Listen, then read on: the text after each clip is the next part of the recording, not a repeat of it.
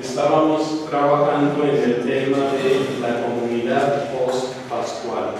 ¿Sí? Ya nos ubicamos.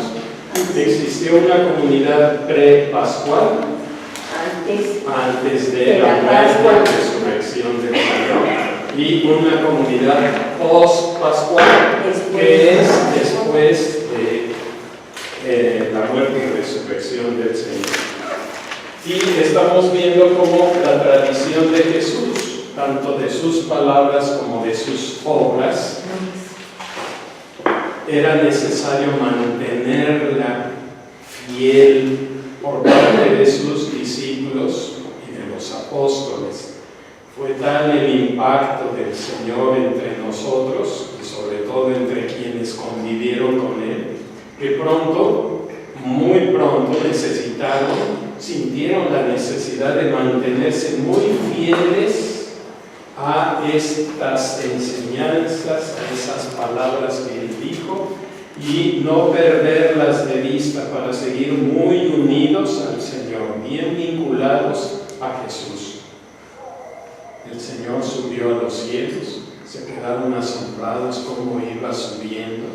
El ángel tuvo que decirles: judíos, ¿qué hacen ahí? Ya dejen de estar mirando al cielo, ya vendrá el Señor, y ya regresaron a sus casas, muy contentos, sabiendo que vendría de nuevo. Y se quedaron esperando, ¿verdad? Pero vino de nuevo pronto. ¿Cuándo va a venir por nosotros? Pues el día que nos llame, y no necesitamos esperar la parucía. Realmente el siguiente encuentro con el Señor se nos va a dar a cada uno bien pronto, más rápido de lo que imaginamos. Bien, pero mientras regresa el Señor y después de la experiencia viva de su presencia, de sus enseñanzas, había que mantener esa tradición que fuera fiel. Si no es fiel, entonces ¿qué pasa? Que no estoy en contacto real con el Señor.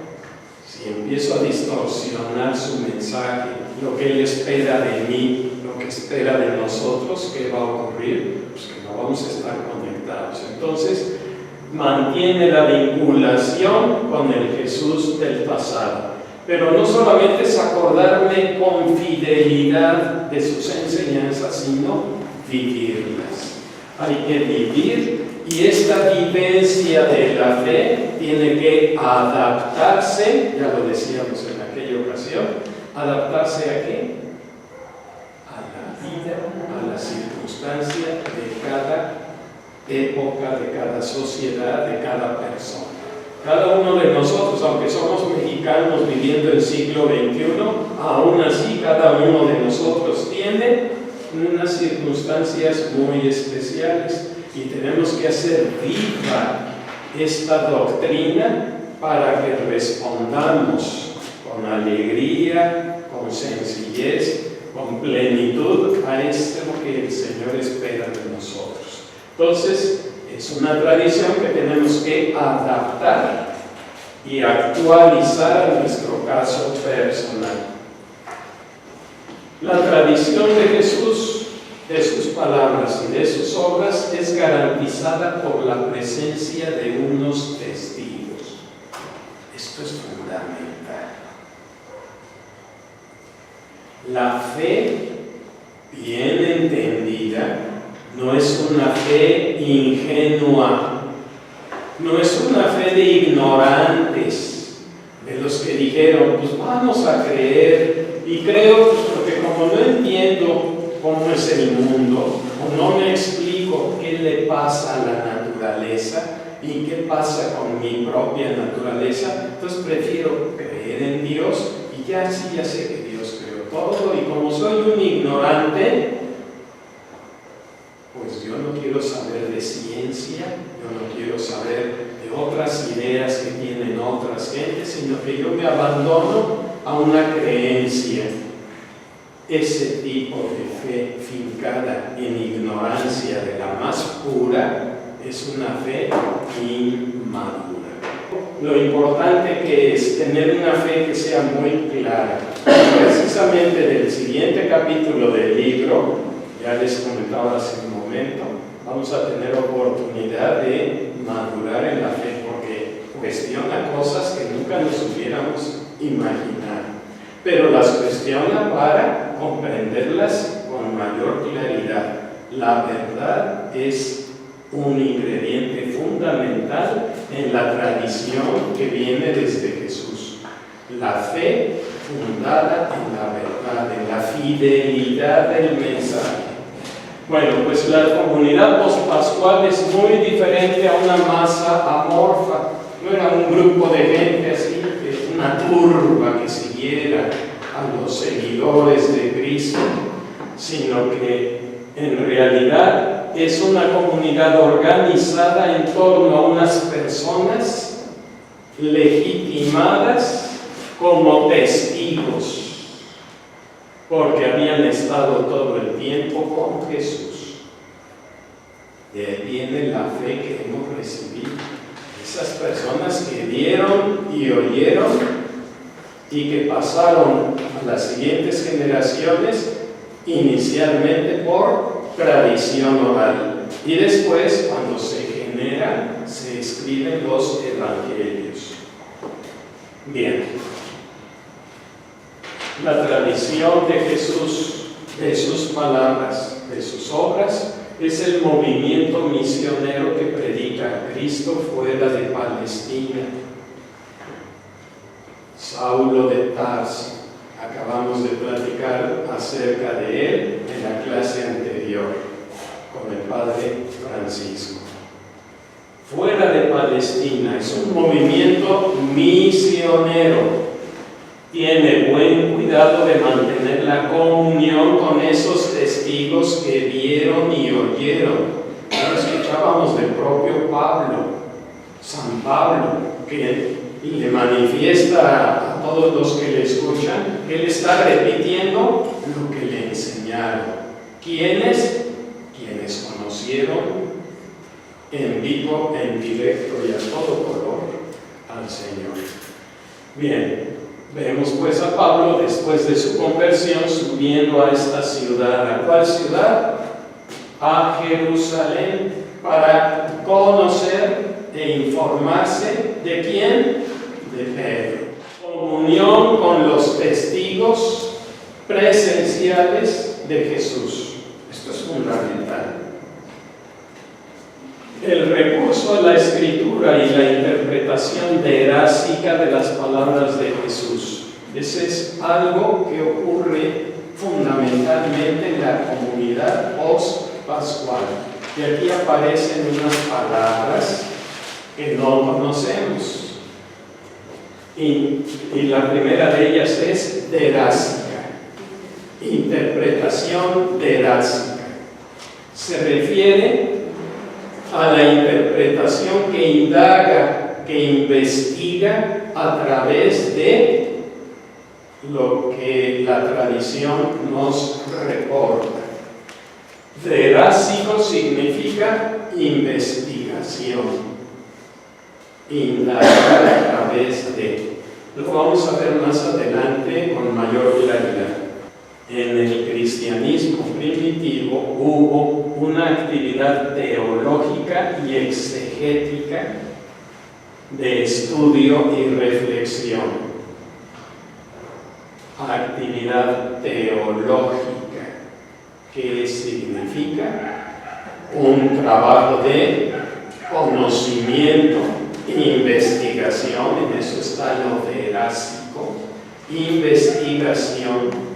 Logos del Teos, estudio de Dios. Eso es la teología. Entonces, esta comunidad pospascual tiene una actividad de investigación, de conocimiento de Dios y a través de una reflexión que es exegética, otra palabra.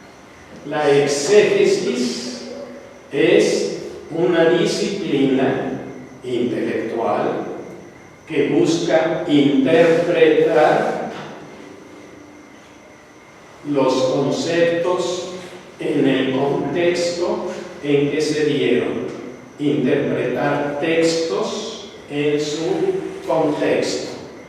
Lo que decían las Sagradas Escrituras, entenderlo como el autor quiso expresar, no como a mí me gustaría entenderlo, sino entendiendo lo que me quiso decir el autor. Y para entender lo que se necesita, pues conocer la cultura en la que vivía ese autor, su forma de expresión, su idiosincrasia, su mentalidad, hasta los giros del lenguaje, las palabras que utiliza y en qué sentido las utiliza. Todo ese estudio ya se da en la comunidad post-pascual. Comprender, entender, interpretar los textos en su significado original, desde el punto de vista de quien los escribe o de quien los promulga en tradición oral. Palabras un poco difíciles de recordar porque no las usamos todos los días. Exégesis derásica, interpretación a través de una investigación. ¿Por qué? Pues porque si yo en pleno siglo XX pretendo que ya entendí lo que decían en arameo en el siglo I, pues ni te creas, porque si aquí en México somos tan dicharacheros y tenemos tantas expresiones lingüísticas, pues ya se pueden imaginar que en aquellos tiempos, en aquel lugar tan lejano, una cultura tan distinta a la nuestra, las palabras también tenían un contexto en el que se decían y que necesitamos estudiar, investigar para no malinterpretar lo que estaban expresando. ¿Cómo la ven? Por eso, cuando se estudia Sagradas Escrituras en un plan formal, el trabajo es científico. Ya de esto habíamos hablado. Bueno, muy bien. Pues sin esa actividad de estudio y reflexión no se puede entender la conservación y elaboración de la tradición evangélica. ¿Sí? ¿Qué significa? Que los evangelios no se sentaron los evangelistas así como reporteros de 24 horas, como los noticieros de ahora. Ahí vamos detrás del Señor a ver qué dice, yo voy aquí reporteando. Eso no fue así. Fueron seguidores que aprendieron un mensaje y que después tuvieron la necesidad de ponerse a escribir. Bien. Para los judíos, la Escritura tiene una autoridad suprema como palabra de Dios. Para el judío en general, a partir de Jesús, que se había presentado como el cumplimiento del Antiguo Testamento, y como judíos creyentes que eran, necesariamente tenían que verse obligados a releer la palabra de Dios y escudriñarla derásicamente. Vuelve a aparecer la palabra derásico. Lo repito, esto hay que entenderlo muy bien. Imaginémonos, es más fácil comprender si nosotros mismos nos trasladamos con la imaginación y nos mezclamos entre la muchedumbre que anda por allí escuchando al maestro. Imaginémonos que somos ahora, después de haberlo escuchado al maestro ya que ascendió al cielo, ahora nos reunimos y empezamos a platicar de, ¿te acuerdas lo que dijo? ¿Te acuerdas lo que hizo? ¿Y cómo manejó el conflicto con los fariseos? ¿Y qué fue lo que les dijo a sus conciudadanos cuando regresó por allá en tierras de Nazaret? ¿Y qué querría decir con las parábolas y explicaciones que decía? Cuando empiezan a recordar, empiezan también a estudiar. y hacen un escudriñamiento verásico, es decir, investigan. ¿Qué querría decir? ¿Qué significaba para los nazarenos o para los galileos esta expresión, etcétera, etcétera? Bien, pero estos primeros cristianos son de origen judío y como buenos judíos tienen una tradición en la ley de Moisés. No se crean que como de la noche a la mañana, desconexión total, yo ahora ya soy cristiano y lo anterior no sirve para nada. Todo el Antiguo Testamento es asumido en la persona de Jesús como continuidad y plenitud. Y cuando hablamos de plenitud es porque va a superar al Antiguo Testamento, pero no lo va a desechar. Entonces, si la palabra de Dios para mí que soy judío, si la palabra de Dios yo creo firmemente que es real y que está en las Sagradas Escrituras, Antiguo Testamento, Deuteronomio, Génesis, Libro de los Reyes, todo el Antiguo Testamento. Si yo creo como judío que esa es palabra de Dios y ahora se presenta el Mesías esperado, anunciado por ese Antiguo Testamento, yo no puedo divorciar a Cristo del Antiguo Testamento, entonces me tengo que poner a estudiar el Antiguo Testamento para ver cómo es que la persona de Jesús viene a ser verdaderamente lo que habíamos esperado por tantos siglos, el Mesías. Entonces, se ven obligados a releer la palabra de Dios, pero ahora con un sentido de investigación, es decir, escudriñando la palabra de Dios de manera verásica. Bueno, los judíos dicen que lo que no está en la Torah no está en el mundo. ¿Qué es la Torah? El semestre pasado con el Padre Francisco, Antiguo Testamento, acuérdense qué es la Torah. La Biblia de los judíos. La Biblia de los judíos, integrada por los primeros libros. Bien, pues lo que no está allí no sirve, no vale. Eso es lo que piensa el judío.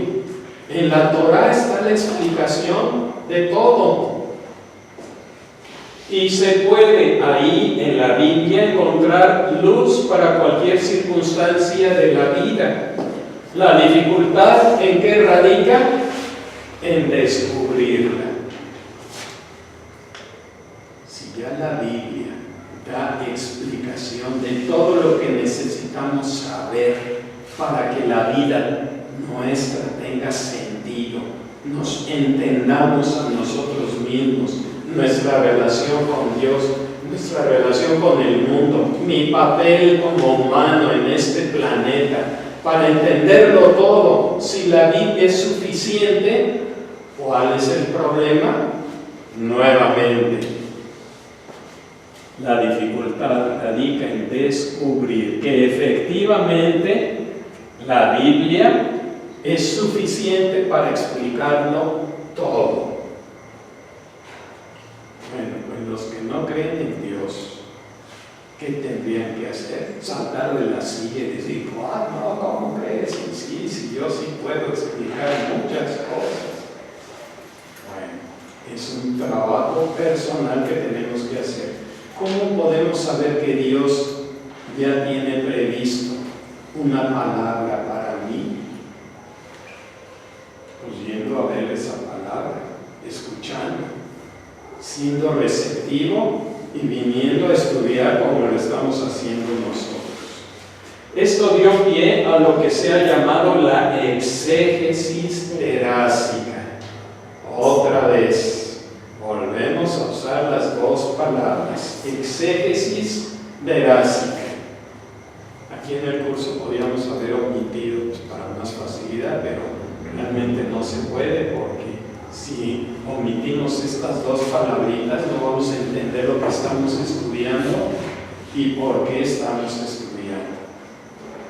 Estudiamos los evangelios porque estamos haciendo ahorita entre todos, o vamos a hacer cuando entremos más de lleno en cada evangelio, vamos a hacer exégesis terástica. Es decir, ¿qué significa hacer exégesis terásica? Interpretar, investigar, interpretar. Para poder interpretar tengo que investigar. Si no investigo, pues ¿cómo voy a interpretar? Con unas palabras que medio entiendo y lo entiendo con mi óptica del siglo XXI y a lo mejor estoy desconectado de la tradición de Jesús. Y si me desconecto de la tradición de Jesús, pues en la torre andamos perdidos. Por eso es tan importante estudiar. Bien, esto dio pie entonces a la exégesis terásica. Terás significa, volvemos a repetir, investigar, buscar, que se basa en una serie de técnicas para interpretar y actualizar los textos. La comunidad pospascual hizo una interpretación terásica de las palabras de Jesús. Llega a atribuir a la palabra de Jesús, que ya antes estaba rodeada de un aprecio enorme, la misma autoridad que a la palabra de Dios de sus escrituras. Fíjense lo que esto significa. Fortísimo. Es un cambio de la tierra al cielo. Ese hombre, hijo de un carpintero, y algunos hasta lo conocían de niño, ese con el que jugábamos, ¿sí? Aquel hombre que crucificaron, ese que andaba entre nosotros, pues resulta que es Dios. Entonces, si es el Mesías y creemos en Él porque nos tocó el corazón, porque nos arrebató la vida, el espíritu y estamos convencidos de que es el Mesías, ¿qué vamos a hacer? Pues identificarlo con la palabra de Dios de la Torá. La palabra de Dios de la Torá no puede estar divorciada de todo esto que nos ha venido a enseñar el Mesías. Ya en la Biblia del Antiguo Testamento había sido anunciado un Mesías. Entonces, este Mesías es Dios. La Torá tiene la palabra de Dios, por lo tanto, tiene que haber correspondencia. Pero hay que estudiar, hay que hacer exégesis terásica, hay que investigar para entender esa palabra del Antiguo Testamento a la luz del Mesías que está ya entre nosotros, porque no se fue para no regresar, se quedó con nosotros en la Eucaristía y nos mandó al Espíritu Santo. Entonces no se crean tanto de que ya se fue, realmente está aquí entre nosotros. Él nos lo ofreció y si Él lo dijo, cuando dos o más se reúnan en mi nombre, pueden estar seguros de que aquí está con nosotros. La tradición aplica a las palabras de Jesús las técnicas terásicas. Ya nos vamos familiarizando con el término terásico. La tradición aplica a las palabras de Jesús las técnicas terásicas que se aplicaban al Antiguo Testamento. ¿Y para qué hacen eso? Pues para adaptarlas, actualizarlas y buscar en ellas luz para las nuevas situaciones. Por eso volvemos a la primera diapositiva. La tradición busca fidelidad, porque si no hay fidelidad, pues ya me estoy desconectando, pero además busca vivencia, aplicar a mi situación personal el mensaje, el evangelio, la buena noticia. Es decir, las palabras de Jesús pueden experimentar en el curso de su transmisión reelaboraciones y adaptaciones. Y aquí nos van a mover el tapete. No sé si ya lo notaron. Eso que está ahí de otro color es una afirmación tremenda. Ya les cae el 20. ¿Hay algún problema por allí? ¿O pareciera haber algún problema? ¿O ya nos lo aceptamos, nos la creímos, ya todo lo que nos han dicho, como entra, lo acepto, no critico, no reflexiono, sino que simplemente me lo tomo? ¿O alguien que es pensante y que tiene capacidad de ir a la universidad a platicar con los ingenieros, con los biólogos, con los arquitectos, con los abogados, es capaz de ir a defender su fe? Para ser capaces de ir a defender nuestra fe ante alguien que venga con argumentos muy fuertes, tengo que estar muy ducho. Entonces aquí viene algo que nos va a mover el tapete, pero espero que para bien. No se vayan a escandalizar. ¿Ya vieron lo que dice ahí? Elaboraciones y adaptaciones. Lo que importa es el mensaje detrás de sus palabras. Y entonces, ¿cómo está el detalle de que hay que ser fieles exactamente a la tradición? Si ahora me dice que las palabras de Jesús pueden experimentar en el curso de su transmisión reelaboraciones y adaptaciones. Entonces, lo que dicen los evangelios no es exactamente lo que dijo Jesús. Es el capítulo número 2 que quedamos de leer para hoy, pero que pasé para la próxima. No dejen de leerlo, está muy interesante.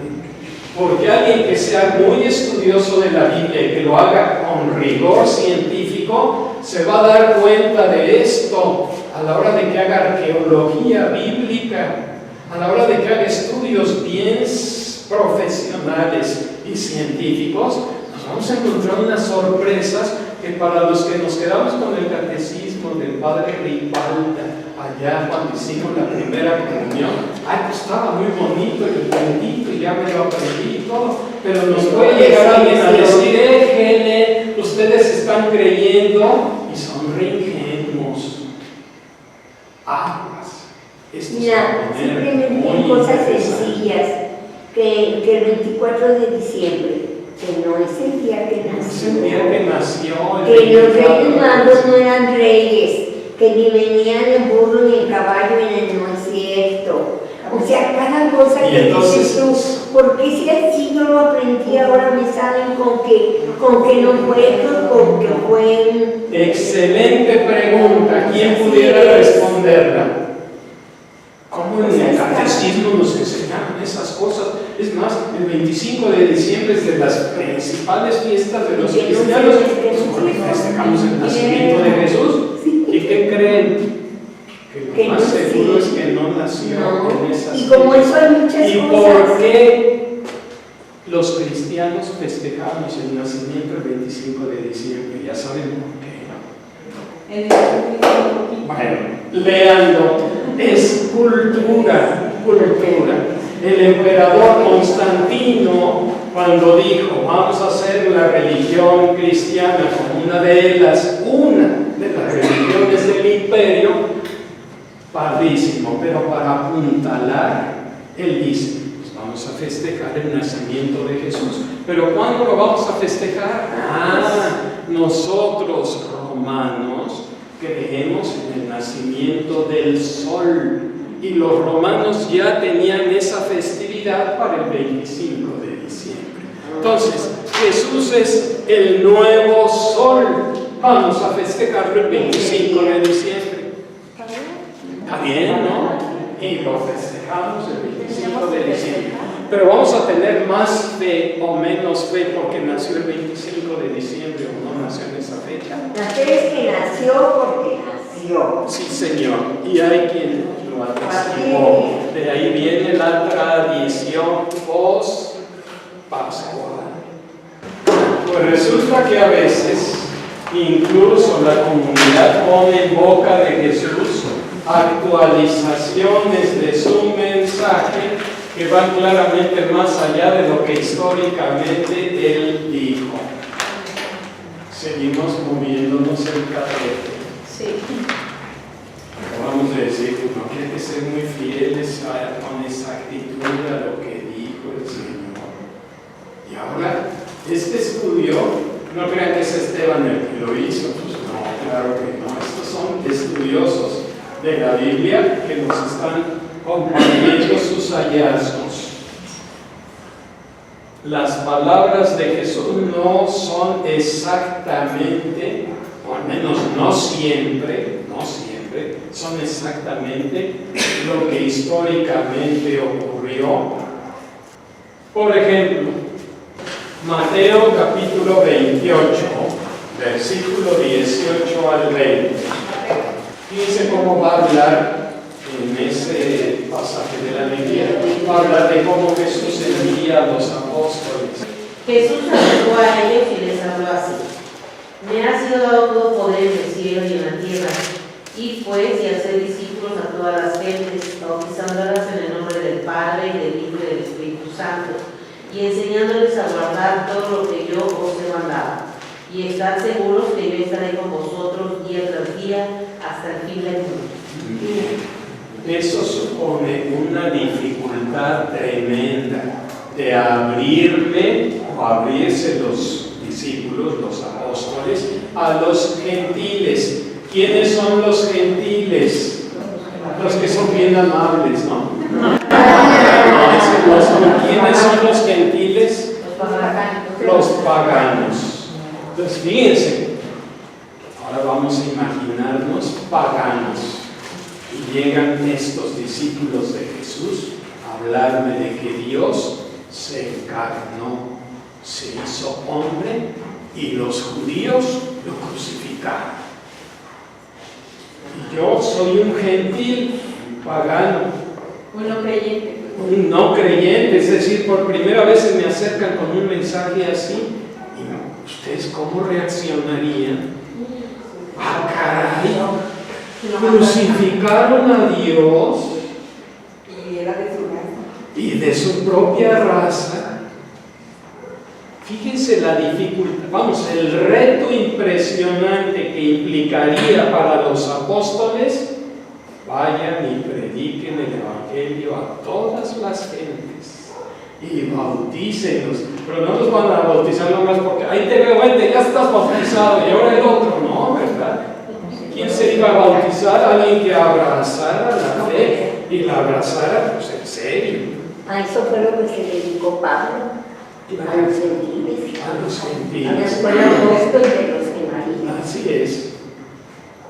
Entonces, eso que acabamos de leer, que nos hizo favor Lisieux, supone la difícil experiencia de la apertura a los gentiles y una profunda reflexión sobre el significado de Jesús a la luz del Espíritu.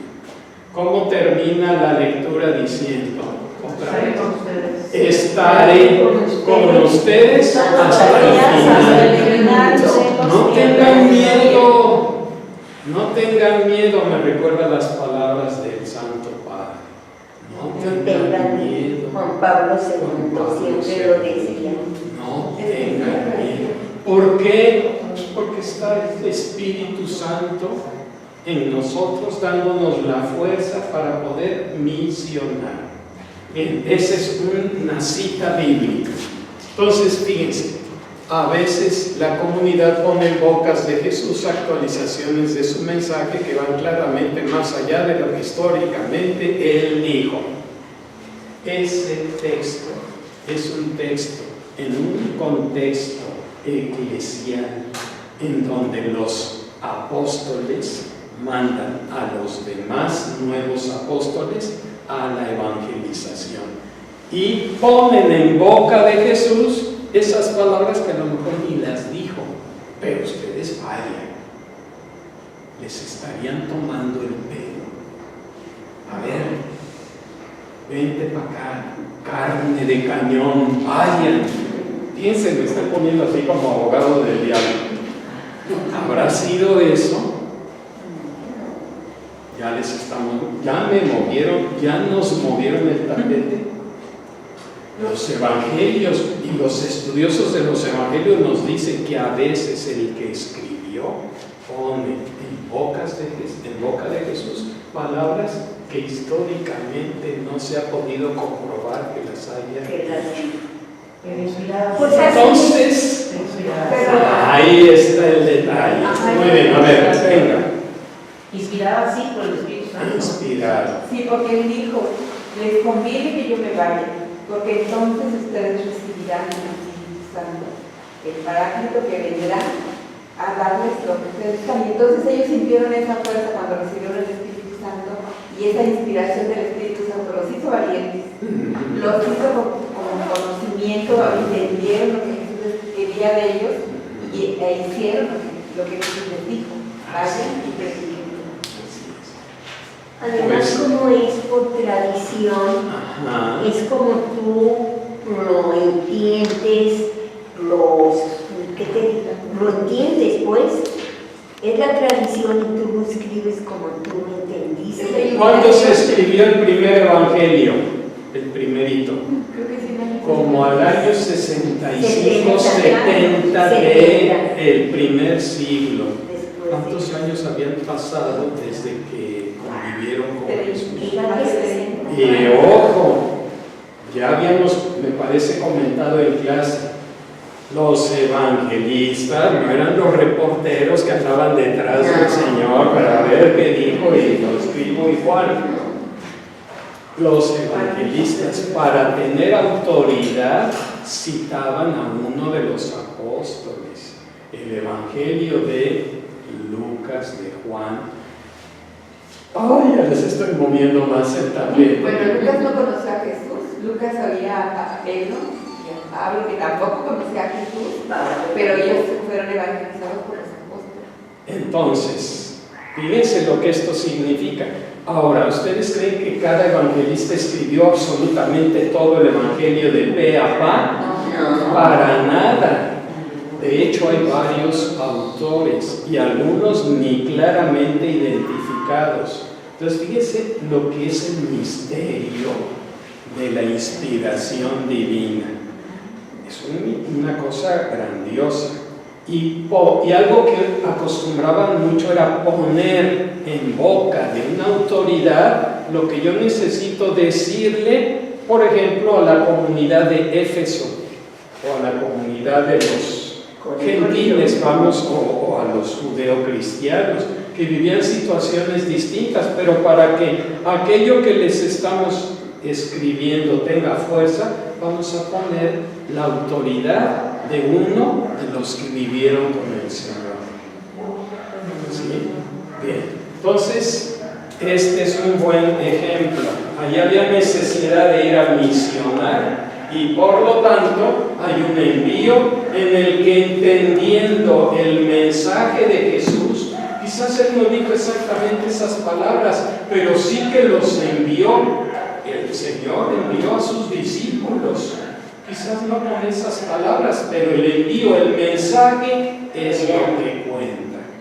Eso es lo que cuenta. Bien. En la comunidad prepascual existían tradiciones sobre la vida y comportamientos de Jesús, pero es después de Pascua cuando estas tradiciones narrativas se conservan y transmiten en forma regular y fija. Es decir, empieza un trabajo ya más detallado de elaboración de los evangelios. Después de Pascua se hace mucho más clara la importancia de la persona de Jesús. Muchas veces uno tiene encuentros importantes y los valora más después de que pasaron. Como que le va cayendo a uno el 20 y uno dice, lo que significa esto. Yo tengo que platicarles. Ya les he comentado que yo fui seminarista del oratorio de San Felipe Neri. Y en el año 2000, creo, me invitaron los padres del oratorio a su capítulo general en Roma. Se reunieron de todo el mundo para elegir el nuevo procurador. Y ahí fuimos algunos laicos. Claro que nosotros no entramos al capítulo a la hora de las elecciones, porque eso es cosa solo de ellos. Pero estando ahí en Roma, hubo diversas actividades. Y un buen día se nos acerca el procurador general y nos dice: ¿qué creen? Acabo de conseguir una audiencia privada con el Santo Padre. Y nos va a recibir a todos. Pues ahí vamos. Yo en ese viaje yo no llevaba ni saco, ni corbata, ni nada. Yo iba como cualquier persona y pues ahí voy al Vaticano con todos los padres. Y nos recibe San Juan Pablo II en la Sala Clementina. ¡Ay, pues qué emoción! Estamos con el Papa. Y ahí venía el viejito, ¿verdad? Con bastón, todo amolado, pero nos recibió. Y ya nos dio unas palabras, etc. Y nos dice: bueno, ahora el Santo Padre va a dar oportunidad de que los saluden solo algunas personas, pero éramos un chorro ahí. Entonces, pues ahí van los padres, ¿verdad? Y se forman a saludar. Y bueno, pues nosotros los laicos, está bien, pero después viene el anuncio: ahora laicos. Y wow, pues fui de los afortunados que besó su mano y me bendijo, y ahí tengo las fotos. Pero ahora que ya es canonizado, ¿cómo valoro yo esa experiencia? Lo mismo. Un santo. No cualquiera tiene. Bueno, yo me sentí muy afortunado. Caray, que yo haya tenido oportunidad de besar la mano de alguien que es santo. A mí me pasó lo mismo que a ti. Pero aparte usted cambiaba el Papa, no sé si No. Pero con el niño que estaba joven en el 91. Cuando vino por primera vez a México, bueno, ya me voy a desviar, pero tengo muchas anécdotas que platicarles. También me han querido mucho los padres del oratorio, y estoy muy agradecido. El Santo Padre Pablo II, en su primer viaje, tuvo una reunión privada con solo sacerdotes. Dieron boletos para verlo allá en la basílica. Y que me van dando que me voy para allá, y ahí andaba yo con los padres. Pero vamos, la experiencia que estás diciendo es realísima. Yo también Yo estaba allí y viene el Santo Padre por el pasillo de la Basílica del Centro, y como todos me pongo yo también a gritar: Papa, Padre, Padre. Y yo no iba con esa euforia ni nada. Ni la lágrima. En plan de la curiosidad, pero su presencia era algo muy especial. En otra visita, bueno, ya me estoy distrayendo, pero esto vale la pena por el tema. En otra visita, estaba yo en la Ciudad de México, de paso, porque yo no vivía allá. Estaba yo en casa de mi suegra, y por el circuito interior, quienes conozcan la Ciudad de México, pues venía el Papa y yo necesitaba atravesar la calle. Párcatelas, pues que no hay paso. Y ahí estábamos. Y ya no pueden pasar porque ya va a pasar el Papa. Y bueno, pues ahí estábamos. Y una señora a un lado me dice: ay, esto del Papa, ¿cómo afecta? Si uno necesita atravesar y ya viene, nomás porque viene el Papa y no puedo ir del otro lado. Pues igual estoy yo, pero pues ya ni modo, hay que esperar a que pase. ¿Y qué Pues pasa? pasa y la señora se transforma. Es impresionante. Esa sí, su fuerza presencia. de solo su presencia. Increíble. El Espíritu Santo es algo notable. A mí me decían los compañeros: no te vas a lavar esa mano, ¿en cuánto tiempo? Una mano que me dio. Cualquiera podría decir fanatismo. No. Es fácil, pero el que lo vive bien sabe. En de mi qué caso, se yo trata. era estudiante y pues no puedo decir que ni en cuenta la religión. Y viví exactamente atrás del Manuel M. Capa, y estaba donde llega el padre, y estaba la Nacional de Educadoras, y ay, el Papa. No, hombre, cuando va pasando, pues ahora sí que me tocó Pues así yo ahí dije, no puede ser, llorando, una cosa que no, y yo, ¿cuál fanática? O sea, ahí es donde dices, el Espíritu Santo está presente. La realidad es Esta es la realidad. O sea, ahorita al recordarlo yo mismo me emociono Sí. otra vez. ¿Por qué? Como hermano sacerdote, le hizo el reto que él lo ordenó sacerdote y le regaló un cáliz ahí. Y entonces el padre trae su cáliz así como una reliquia, tocada por él. Pues como no, de hecho es una Su reliquia. reliquia. Todo lo que toca un santo es reliquia de segundo grado. Y Sí. otra cosa que pasaba, todo el mundo decíamos, es que me volvió a ver a mí. Y entonces, sí, no sí. fue No, mí. fue a Entonces decíamos, ¿cómo tenía, o sea, el Espíritu Santo, ¿no? Hacer que cada quien nos viera a Nos ver. viera. sí, no me Listos por él. Estaremos chiflados. Cada quien sabe cómo está. Y yo, que hasta les cuestiono científicamente cosas como esta, por eso la fe es una experiencia que es de crecimiento y que se va dando gradualmente. En aquel curso de hace 2 años decíamos, tanto el más pequeño de los cristianos es hombre de fe, como también los sacerdotes, como también los obispos, los cardenales, el Papa. Todos somos hombres de fe, estamos en el camino hacia la casa del Padre.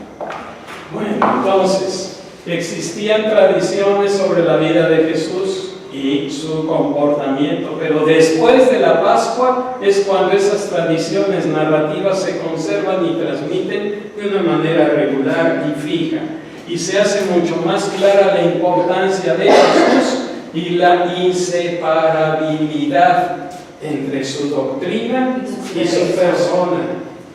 Decíamos al comienzo del curso, Jesús es el mensajero y el mensaje mismo. Su persona misma es el Evangelio, la gran noticia. No podemos separar la doctrina de su persona. Dios mismo nos enseña acerca de Él, se nos revela, y en esta doctrina está involucrada su persona. Como en el libro, este capítulo que nos acaba de leer, dice que Jesús no estaba discutiendo nada con los sabios de la iglesia, ni con sus padres, pero que ellos estaban viendo a un niño, que ellos estaban hablando de algo que ellos no conocían, que es el niño, porque mismo Jesús lo único que estaba manifestando, y aunque nadie sabe exactamente qué es, Él estaba dando una manifestación de amor cuando tenía 12 años. Entonces, en fin, la doctrina de Jesús, a fin de cuentas, nos habla de un parámetro importantísimo que es el amor. Así es. Y San Juan va a concluir en su Evangelio, Dios es amor. Lo mejor que podemos decir, a Dios no se le puede definir, porque es ponerle límites.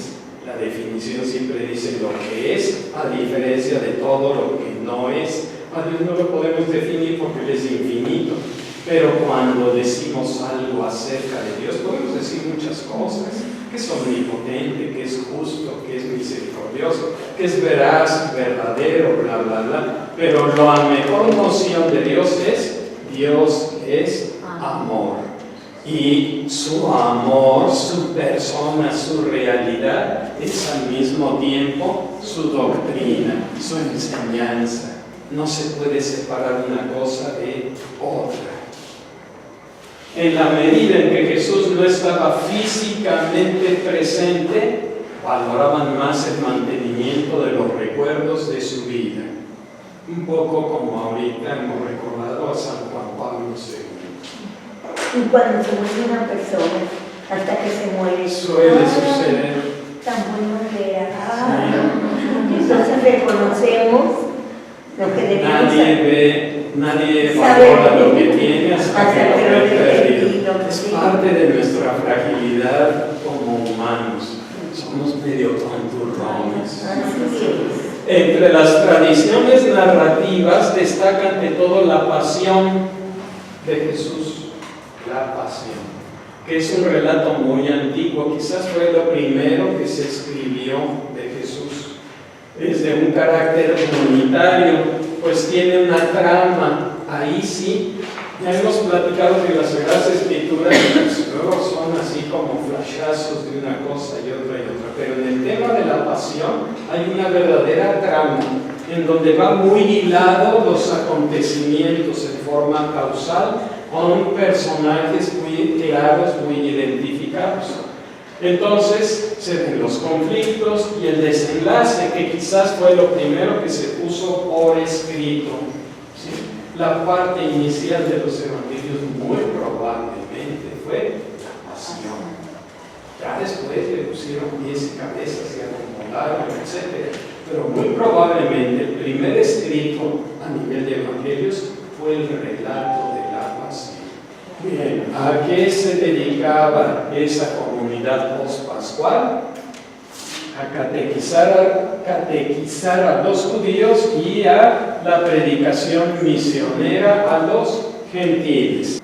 Otra actividad era las controversias en diversos frentes. Había disputas entre grupos cristianos diferentes con el ambiente pagano, con las autoridades civiles y con el judaísmo. Los primeros cristianos entraban en estas controversias con los paganos, con las autoridades del pueblo de Israel y con el judaísmo en general como cultura, como religión. Ahí van unos ejemplos. Ahí se ve una polémica acerca de compartir la mesa con los que eran tenidos por impuros. Ya se acordarán que el mismo Señor Jesús tuvo polémica con eso. Bueno, pues sus discípulos se vieron obviamente en la misma circunstancia. ¿Por qué? Porque los judíos más observantes, como Saulo de Tarso, decían, pero estos qué cantidad de cosas hacen que no debieran. Y una de esas controversias era si podían comer junto a los impuros. Y ahí viene la referencia.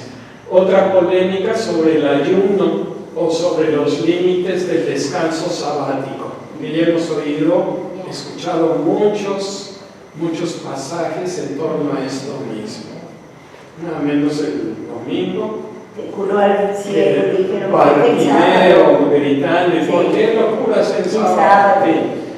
Entonces, ¿a qué se dedicaban? A catequizar a los judíos, a misionar con los paganos, a enfrentar estas controversias y a estudiar. ¿Qué es lo que estudian? Dice, la iluminación recíproca entre el texto bíblico y el hecho de Jesús. Es lo que acabamos de platicar hace unas diapositivas atrás. ¿Sí? ¿Cómo es que encaja el Mesías en toda la tradición del Antiguo Testamento? Y estudian. La iglesia hoy en día sigue estudiando. Benedicto XVI es quizás el teólogo más importante de nuestros tiempos y que sigue estudiando y nos sigue clarificando más y más y más. Entonces el estudio es algo que no podemos abandonar, por eso qué bueno que estamos aquí en la escuelita parroquial. ¿Por qué? Pues porque el que se conforma con lo que aprendió en el catecismo se conforma con muy poquitito. Tenemos que seguir aprendiendo. ¿Para qué? Pues para que nuestra fe sea más madura, más completa. Bueno, pues la iluminación recíproca entre el texto bíblico y la presencia, el fenómeno, el hecho mismo de Jesús. Y también como la reinterpretación, otra vez la palabrita erásica, de las mismas palabras de Jesús. Esa interpretación, producto de una investigación en torno a sus palabras, qué quería decir el Señor. y que se van equiparando con la palabra de Dios. Otra cosa a la que se dedica, el recuerdo de Jesús, que reconoce en el resucitado al crucificado, no a otro, y exige la fidelidad a sus palabras y hechos. El tercer momento en el proceso de surgimiento de los evangelios sinópticos es la redacción de los textos que nosotros conocemos. ¿Cuál fue el primer momento en la generación de los evangelios? ¿Por dónde empiezan los evangelios? Por la muerte de Jesús, ¿no? Jesús es el evangelio mismo. Entonces, el primer momento es el contacto con Jesús. Vimos, oímos, aprendimos. El Señor asciende a los cielos, ya no está físicamente entre nosotros, pero sí se queda en la fracción del pan, pero tenemos una tradición que acrecentar, y entonces, ¿qué hacemos? Nos hacemos una exégesis terásica, y ya todos entendimos qué es eso. Investigamos, tratamos de entender y conectar el Antiguo Testamento con el hecho del Mesías que ahora ya está aquí entre nosotros. Entonces, ¿cómo es esta relación recíproca? Segundo momento. Y el tercero, cuando ya empieza la fase de redacción de los evangelios. Perdón, ¿cuál es el segundo? El segundo, el estudio, la exégesis terásica, para decirlo en pocas palabras. Soy muy técnico, pero ya todos entendemos que es investigar, estudiar para entender y aplicar, interpretando para mi vida. Entonces, el tercer momento es ya la redacción de los evangelios. Los evangelistas recogen y transmiten la tradición evangélica que existía en la iglesia. ¿Cuál es la iglesia? Pues estos hijos de Dios, estos discípulos apóstoles, los cristianos bautizados, que empiezan a dar vida a esa tradición, que no se queda como un simple recuerdo, sino que se vuelve vida personal. Entonces, recogen y transmiten la tradición que ya existía en la iglesia. Son libros de la iglesia en los que ella misma se reconoce a sí misma. ¿Cómo se reconoce a sí misma? El esposo, la esposa, el discípulo, el maestro. La iglesia se va reconociendo como la familia de los hijos de Dios, los seguidores. A la vez son verdaderos autores. Cada evangelista es un verdadero autor con su propio estilo literario. Seleccionan y ordenan los datos de la tradición y les imprimen su propia óptica teológica. Óptica teológica. Es decir, lo que veo, lo que entiendo desde mi punto de vista, y que es una forma de comprender el mensaje teológico, que es revelación de Dios. Dios se me revela y yo hago el esfuerzo de comprender eso que se me está revelando. Entonces, cada evangelista es verdadero autor con su propio estilo. Yo hablo español, la mexicana. ¿Sí? Hay quien habla francés al estilo canadiense. Yo pienso como mexicano. Hay quien baila samba, pero al estilo brasileño, pero bailan mejor los brasileños que los mexicanos. Sí se capta, ¿no? Entonces, cada uno de los evangelistas es un verdadero autor con su propio estilo, y conservan el estilo de la proclamación. El evangelio es proclamación por naturaleza. ¿Y qué es lo que se proclama? Lo que se grita a los cuatro vientos. La palabra de Dios. La palabra de Dios, la alegría, el querigma, ¿verdad? Esa explosión de alegría de saber, yo sí soy alguien importante para Dios y Dios quiso venir y vivir mi propia naturaleza y me comprende, me habla, yo le escucho, nos amamos. Fíjense lo que significa.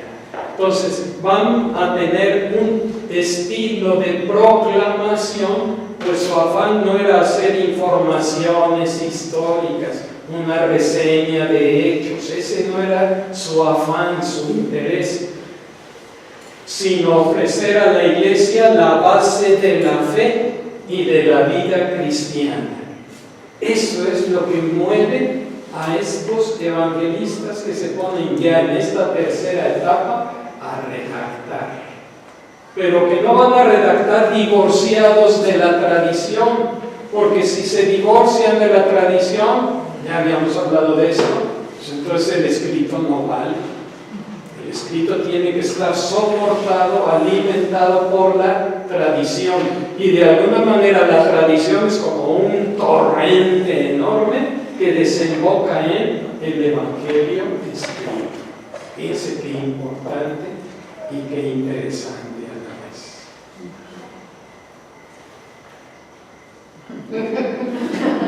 No me pasa porque no es justo seguirse de largo, también hay que descansar. Entonces, pues ya nos dio las 10 y les agradezco su esfuerzo.